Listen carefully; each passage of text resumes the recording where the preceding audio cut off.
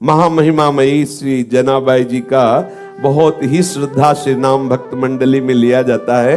ये इनकी अवस्था 8 वर्ष की थी। ये अपने माता पिता के साथ पंढरपुर आई हुई थी। उसी 8 वर्ष की अवस्था में इन्होंने नामदेव जी महाराज के यहाँ सेवकाई स्वीकार कर ली। क्योंकि माता पिता बहुत ही गरीब घर के थे। पिता का शरीर पूरा हुआ, माता का शरीर पूरा हुआ कुछ ही दिनों में, तो इनके हृदय में एक बात आ गई, मेरा जीवन प्रभु के लिए है, तो कैसे मैं प्रभु को समर्पित हूं। तो अपने जीवन को प्रभु में समर्पित करने के लिए वहीं पंढरपुर में श्री नामदेव जी महाराज के घर में सेवकाई स्वीकार कर ली। भक्त की सेवकाई से प्रभु कितने प्रसन्न होते हैं। हमारे हृदय में यदि भक्तों के प्रति श्रद्धा हो जाए तो भगवत प्राप्ति कितनी सरल है, इस प्रसंग से देखिए। श्री जनाबाई जी प्रायः संत सभा में नामदेव जी की दासी के रूप में प्रसिद्ध हुई है। ये जनाबाई जी को महाराष्ट्र में बहुत आदर से नाम लिया जाता है और इनके बहुत महिमामय पद भी हैं। और ऐसी इनकी नाम में प्रीति हुई नामदेव जी के प्रभाव से कि बड़े बड़े सिद्ध संत जन इनका स्मरण करते थे। कबीरदास जी जैसे सिद्ध संत जनाबाई जी के चरणों में प्रणाम करते थे। ये नामदेव जी के संग की महिमा का प्रभाव। उनका जन्म गोदावरी तट पर गंगाखेड़ नामक एक ग्राम में हुआ था। इनके पिता का नाम दमा और माता का नाम करुंड था। बचपन में ही इनकी मां पधार गई और पिता जो इनको विठल भगवान के दर्शन के लिए लाए तो वहीं उनका भी शरीर पूरा हुआ और ये नामदेव जी के चरणों में समर्पित हो गई। इनके हृदय में एक बात आई कि प्रभु की प्राप्ति का उपाय एक ही है, कोई भक्त प्रसन्न हो जाए, कोई भक्त मुझे अपना के दे। और भगवान इस बात की बाट जो होते रहते हैं, जब तक कोई भक्त प्रभु के अनुराग में जो डूबा हुआ है वो अपना नहीं कहता तब तक प्रभु हृदय से नहीं लगाते। जनाबाई जी के हृदय में भगवत प्रेरणा से बात आ गई थी कि कोई भक्त हम पर कृपा कर दे तो हमें भगवान का साक्षात्कार हो जाए। इसलिए उन्होंने सेवकाई स्वीकार कर ली नामदेव जी के यहाँ, और अन्य आश्रय कोई रह नहीं गया था। नामदेव जी निरंतर भजन परायण, निरंतर नाम में डूबे रहते थे। नामदेव जी जैसे महात्मा की सेवकाई मिल जाए ये तो प्रभु की सेवकाई से भी बढ़कर के है। अब जनाबाई जी के हृदय में एक ही बात थी कि मैं नामदेव जी को प्रसन्न कर लूं। नामदेव जी के पूरे परिवार के कपड़े धोना, पूरे परिवार के लिए आटा पीसना, पूरे परिवार के लिए भोग तैयार करना, पूरे परिवार के लिए हर समय अपने प्राणों को समर्पित किए हुए तन्मयता पूर्वक सेवा करना। बर्तन मांज रही हैं, कपड़ा धो के ला रही हैं, झाड़ू पोछा कर रही हैं। आप सोचो पूरे परिवार की स्वयं सेवा करती। उनकी सेवा में एक बड़ा आनंद प्रकट होने लगा। वो इस भाव से कि नामदेव जी की जिस दिन कृपा दृष्टि हो गई उस दिन मुझे भगवत साक्षात्कार हो जाएगा। अब नामदेव जी की सेवा प्रभाव से निरंतर नाम चलने लगा। भजन न हो संग बिनु। देखो संग हुआ, अब चेष्टा नहीं करनी पड़ रही। जो नामदेव जी जप करते थे वही जो कीर्तन करते थे वही जनाबाई कीर्तन करने लगी, नाम स्मरण करने लगी। नाम स्मरण करते करते कभी जैसे पोछा लगा रही, एकदम हाथ रुक गए, अश्रु चलने लगा, प्रभु के लिए विकलता प्रकट होने लगी, भाव दशाएं उनकी आने लगी। श्री जनाबाई जी के हृदय में विठल भगवान के प्रति प्रबल आसक्ति होने लगी। जब कभी सेवा से अवसर मिलता मंदिर में जाती, ठाकुर जी को देखती ही रहती और देखते देखते एकदम विकलता होती तो रोने लगती, एकदम आनंद बढ़ता तो नाचने लगती। ऐसी दशा जनाबाई जी की श्री नामदेव जी की सेवा से होने लगी। जनाबाई जी जब झाड़ू देती, बर्तन मांजती, कपड़े धोती, जल भरती, चक्की पीसती, ये सभी कार्य करते हुए सावधानी ये रखती कि सेवा में त्रुटि न हो और नाम विस्मरण न हो। ऐसे जनाबाई श्री नामदेव जी की सेवा में मगन रहने लगी। एक क्षण के लिए भी भगवत विस्मृति नहीं और सेवा में पूरी सावधानी की, कहीं सेवा में त्रुटि न हो जाए, कहीं हमारी जो अंदर की वृत्ति है वो इस तरह न डूब जाए कि सेवा छूट जाए। क्योंकि सेवा भक्त की प्रसन्नता के लिए, और भक्त की प्रसन्नता से हमारे विठ्ठल भगवान रीझ जाएंगे, ये हृदय में धारणा। और भगवान नाम का ऐसा प्रभाव हुआ कि अब उनके आंसू नहीं रुकते। सोहनी लगा रे अश्रु प्रवाह हो रहा, बर्तन मांज रे अश्रु प्रवाह हो रहा। देखो कैसी कृपा हुई भक्त संग की, जिसकी बड़े बड़े साधु जन उपासक जन आकांक्षा करते, वो जनाबाई को प्राप्त हो रहा है। वो कभी रोते रोते सेवा करते करते एकदम व्याकुल हो जाती, हा विठ्ठल, हा विठ्ठल, हा पांडुरंगा, ऐसे पुकार पड़ती। प्रभु के लिए प्रत्येक चेष्टा करने वाले के हृदय में विकलता आ ही जाती है। जहां थोड़ी चेष्टाएं प्रभु के लिए है और थोड़ी चेष्टाएं स्वसुख वांछा की है, उपासक है, लेकिन ये व्याकुलता नहीं आएगी। जैसे प्रश्न होता है कि हम प्रभु के लिए कब व्याकुल होंगे, तो पकड़ो ये बात, जो भी आप सेवा, चेष्टा, व्यापार, नौकरी, व्यवहार जो भी करते हैं, वो प्रभु की प्रसन्नता के लिए सांगोपांग करें। और सावधानी ये रहे कि अंदर से भगवत स्मृति का तार ना टूटने पावे। फिर आप देखना सेवा करते करते व्याकुलता आने लगेगी, आप विकल होकर बीच में एकदम पुकार उठेंगे, हा प्रभु कब मिलोगे। ये व्याकुलता तभी आती है। अपने लोगों को क्या है, थोड़ी देर तो भजन साधन करते हैं, इसके बाद स्वसुख वांछा की चेष्टा करते हैं। आप देख लेना, अपने सुख की, शरीर सुख की, इंद्रिय सुख की चेष्टाएं जो करते, वही व्याकुलता नहीं होने देती। अब एकादशी के दिन नामदेव जी के यहाँ रात्रि में भक्त मंडली एकत्रित होती और कीर्तन करती। कोई मृदंग बजा रहा है, कोई करताल बजा रहा है, कोई नृत्य करते हुए नाम कीर्तन कर रहा है, कोई प्रभु की आनंदमयी लीलाओं का गायन कर रहा है, तो कोई एकांत में बैठा हुआ उन लीलाओं को सुनकर, उन कीर्तन को सुनकर, भक्तों की भावदशा को देखकर अश्रु प्रवाह कर रहा है। पूरी रात्रि, एकादशी की रात्रि में नामदेव जी के यहाँ ऐसा कीर्तन होता। और जनाबाई सब सेवा करके एकांत कोने में खड़ी रहती। नामदेव जी और बड़े बड़े भक्तों की भाव दशाएं देखती तो उसके हृदय में और विकलता बढ़ती। संकीर्तन के आनंद सागर में वो पूरी रात डूबी रहती, उसको ये पता ही नहीं चल पाता कि कितने कम समय में रात्रि व्यतीत हो गई। जैसे कल्पों की लीला सखियों को एक क्षण के समान लगती है। प्रिया प्रीतम के एक एक लीला में कल्प कल्प विहार करते, और सखियों को लगता है तो अभी अभी इसी क्षण लीला प्रारंभ हुई। ऐसे ही प्रिया प्रीतम को भी लगता है, कल्पों शैया में विलास कर रहे हैं, उनको लगता है अभी तो हम मिले ही नहीं। ऐसा ये महाप्रेम का स्वरूप है। श्री जनाबाई को पूरी रात्रि कीर्तन और गुणानुवाद सुनने पर ऐसा आनंद आता, लगता कि रात्रि तो बहुत कम समय की हुई, एक क्षण में व्यतीत हो गई। उषा काल होते ही, प्रातः काल होते ही सब भक्त मंडली अपनी दिनचर्या को जाती, और ये बावरी हुई भगवत प्रेम की मादकता में ठाकुर जी के प्रसन्नता के लिए श्री नामदेव जी की सेवा में मगन रहने लगती। अब इनको आज लगा कि अरे आज तो सूर्यदेव उदय हो गए, सब भक्तजन चले गए और मुझे तो होश ही नहीं रहा, ये तो बहुत बड़ी त्रुटि हो गई।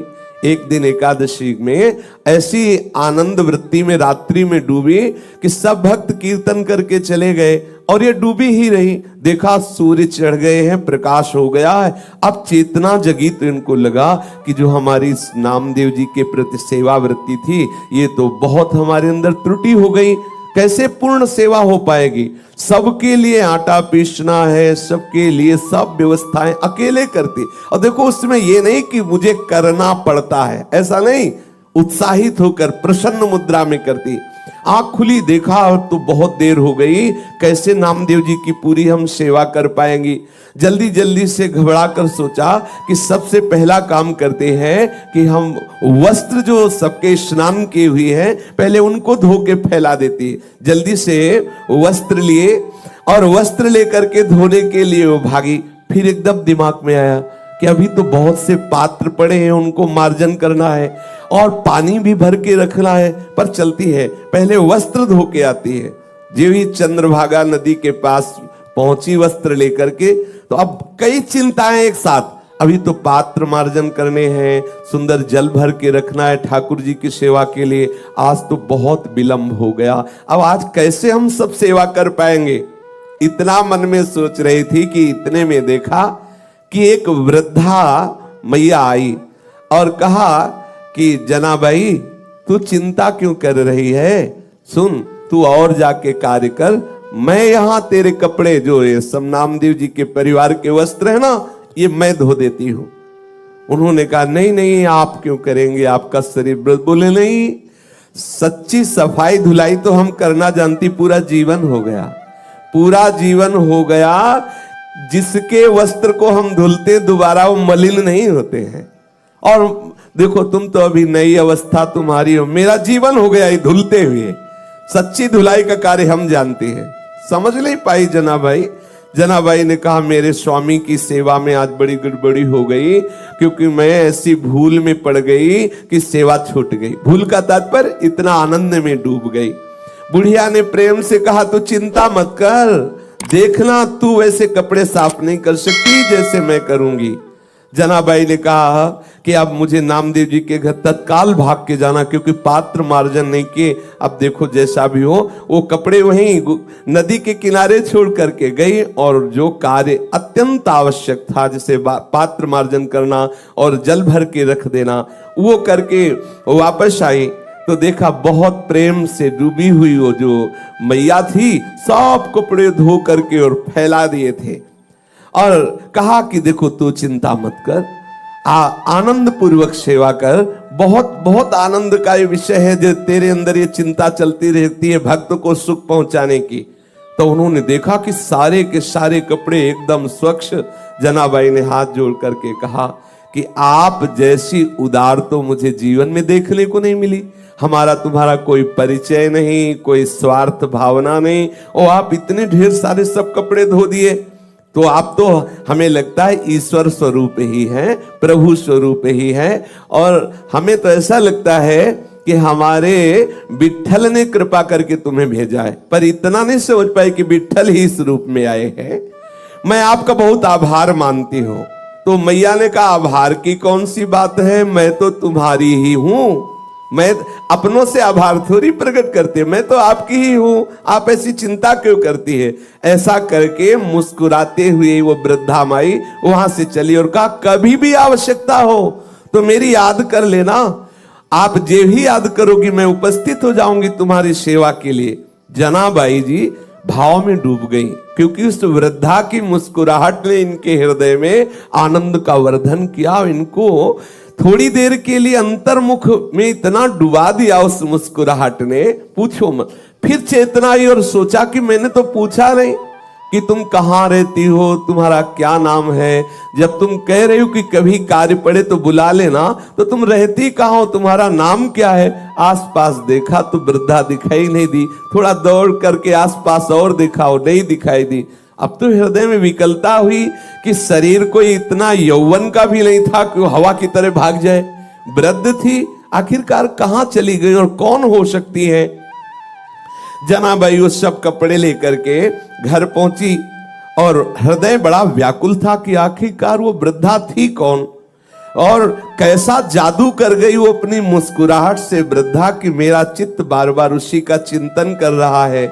जनाबाई गदगद कंठ से नामदेव जी के समीप गई और पूरी घटना सुनाई कि आज ऐसा ऐसा हुआ। नामदेव जी ने तत्काल जनाबाई जी से कहा रे और कोई नहीं था, वो तो विट्ठल थे, कोई दूसरा नहीं था, वो तो विट्ठल थे, ये तो विट्ठल थे, तेरे को बड़भाग्नि बनाने के लिए आए।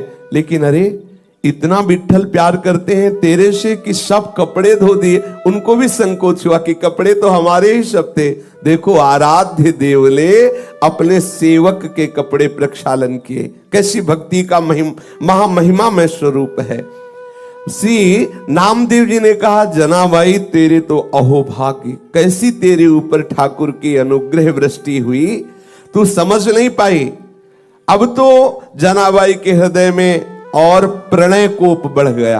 अच्छा आए भी तो ऐसे छलिया रूपरेख और ऐसे अपने पास भी आते, पक्का समझ लेना वो किसी न किसी रूप से अपने अनुरागी जनों से मिलते हैं।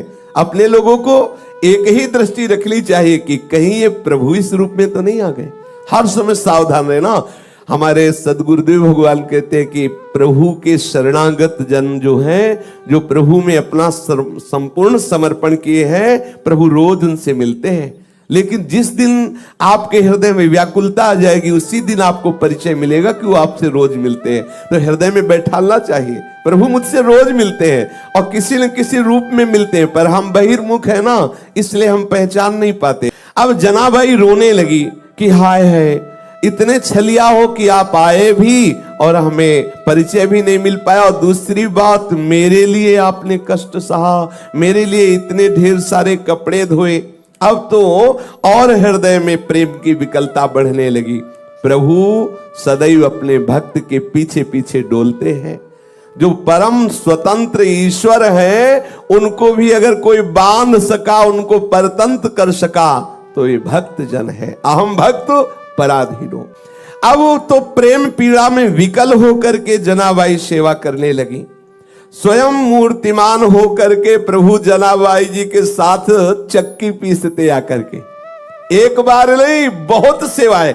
जनाबाई जी प्रेम में मगन होकर सोहनी लगा रही हैं, कूड़ा का ढेर लगाया, और जब कूड़ा भरने के लिए आई तो देखा टोकरी में लिए हुए प्रभु कूड़ा भर रहे हैं। अब बुढ़िया के रूप में नहीं आते, अब साक्षात विट्ठल के रूप में आते। अगर जनाबाई नामदेव जी के यहाँ उनको सुख पहुंचाने के लिए, उनको भोग बनाने के लिए आटा पीस रही चक्की में, तो चक्की में आटा पीसते हुए कभी कभी वो पद गाते हुए भाव में डूब जाती, तो चक्की रुक जाती, तो ठाकुर जी बैठ के चक्की पीसते। जनाबाई पद गायन करते हुए डूबी हुई है, और क्योंकि सेवा में त्रुटि न हो, इसलिए ठाकुर जी समीप आकर के चक्की पीसने लगते। जनाबाई का अभंग सुनते रहते और जनाबाई जी प्रेम में मगन होती। सी जनाबाई जी घर में सोहनी लगा रही तो कचरा उठाते साक्षात विट्ठल भगवान। अपनी टोकरी को सर पे रखे हुए पीछे पीछे जनाबाई के डोलते, जहां जाओ झाड़ करके कूड़ा एकत्रित करती, सोहनी लगा के ठाकुर जी कूड़ा भरते। कैसी भक्ति की अद्भुत महिमा! भक्त की भक्ति से कैसे प्रभु अधीन हो जाते हैं। आहा! और बार बार विट्ठल जी यही कहते जनाबाई जी से कि मैं तुम्हारा ऋणी हूं।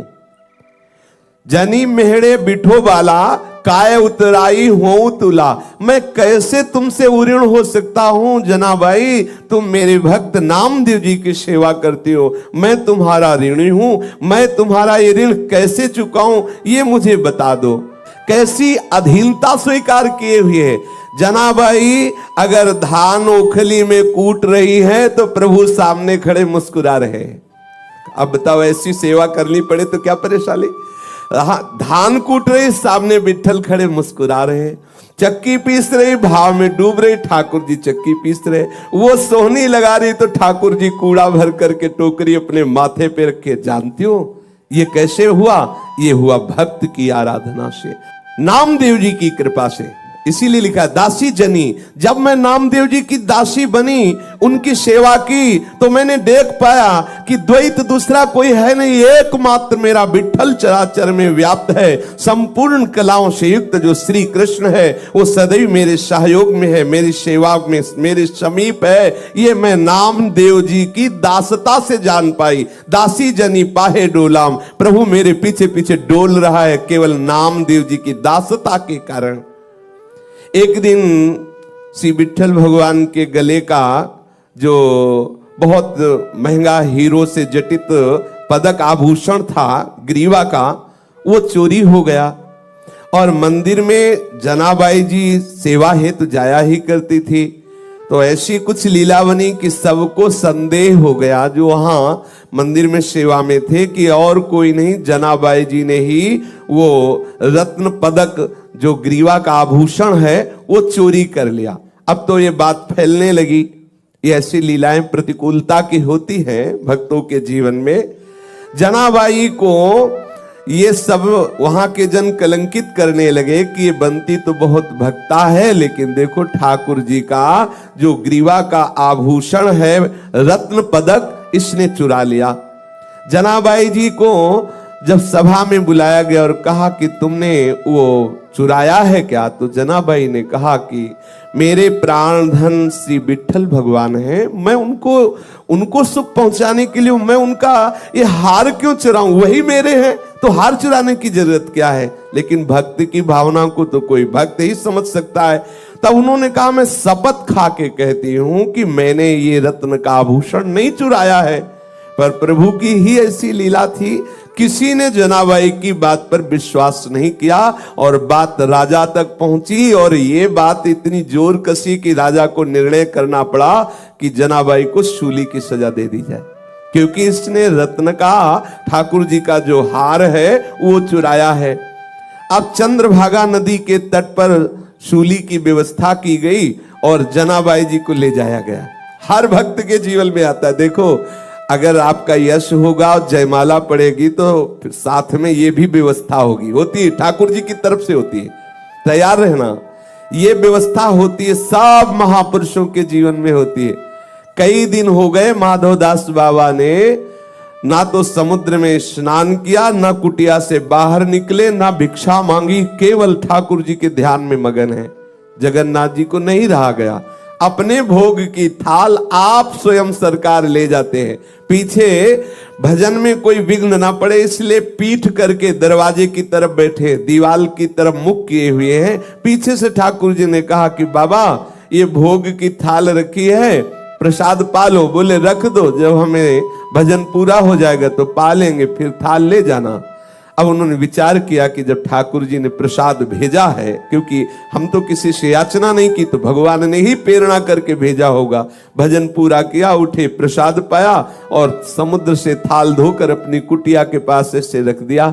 अब वहां ये हुआ कि ठाकुर जी की थाल गायब हो गई। कुछ ने बताया कि वो तो माधवदास बाबा की कुटिया के बाहर देखा है। अब वहां से पार्षद आए। अब थोड़ा विचार करो, अगर कहीं खुले में भोग लगा होता तो संशय हो सकता है कि कोई ले जा सकता है। अच्छा, ले भी जाएगा तो वो कुटिया के बाहर क्यों रखेगा, वो तो उसको एकांत में चुरा के रखेगा, वो तो धो के बाहर रखे। किसी ने नहीं ये बात समझी, खूब पिटाई हुई। अगर ये 56 भोग भी पवाते हैं तो बाहर से थप्पड़ भी पवाते हैं, दोनों के लिए थोड़ा तैयार रहना चाहिए। ठाकुर बड़े लीला बिहारी हैं। अब सूली की सजा निश्चित कर दी गई जनाबाई जी के लिए। अब ये बात सुन करके भक्तों को लगेगा कि जो ठाकुर जी सोहनी लगाने पर कूड़ा उठाते हैं, टोकरी माथे पे रखते हैं, वो ऐसा क्यों करवा रहे हैं। ये दिखाते हैं कि मेरे भक्त की ऐसी स्थिति होती है कि जिस माथे पे चंदन चढ़े, फूल माला चढ़े तो उनको कोई सुख नहीं, और गड़ासा चले तो कोई दुख नहीं। दिखा दिया महापुरुषों, यही पूज्यपाद सिवड़िया बाबा जी को दिखा दिया, यही वृंदावन में ही, कि मनो फूल और चंदन के मस्तक पर भगवान की तरह उनका अभिषेक होता और उसी मस्तक पर क्रूर कर्मी ने प्रहार किया, कई कई इंच तक गड़ास। ये महापुरुषों ने दिखा दिया, करके दिखा दिया। अब सूली पर चढ़ाने के लिए उनको बांध करके जनाबाई के हाथ ले जाया गया चंद्रभागा नदी के तट पर। जब जनाबाई ने देखा बस सूली पे चढ़ाया ही जा रहा है तो बस हृदय से की बहुत बढ़िया, जैसे विठल आपकी इच्छा, और बस विठल विठल विठल विठल विठल। जैसे जैसे वो बोलती विठल विठल वैसे सूली पिघलती जाती।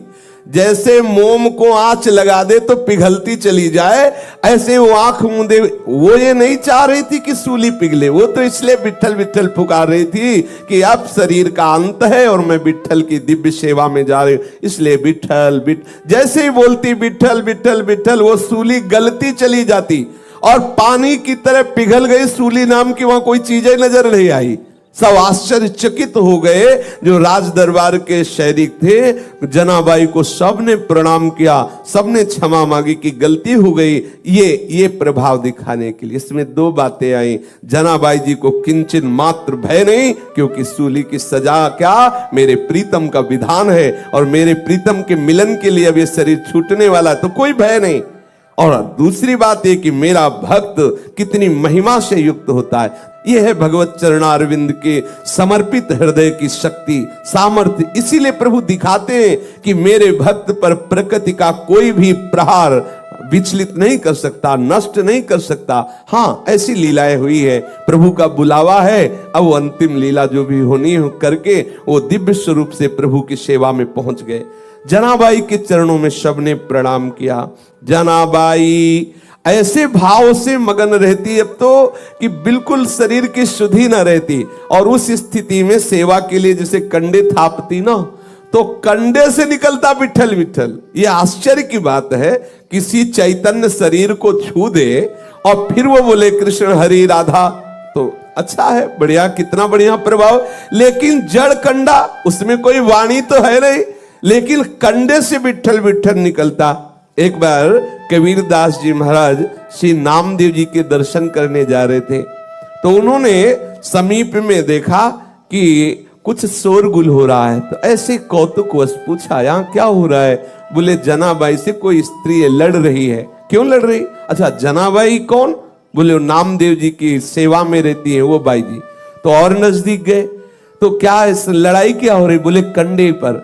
तो उनको विचार आया कि कंडे पर लड़ाई, भक्त के द्वारा कंडे पर लड़ाई। तो ऐसी आनंद मगन होकर के सुन रहे थे। वो कह रही थी कंडा मेरे। जनाबाई ने कहा नहीं मेरे कंडा है। तो बोले तेरे कंडा की पहचान क्या है? बोले कान में लगा के देखो, कंडा बोल रहा है विठल विठल विठल। ये आश्चर्य की बात, ये आश्चर्य की बात। नाम जड़ वस्तु से गूंजने लगा। कैसी स्थिति भक्त सेवा के प्रभाव से आई।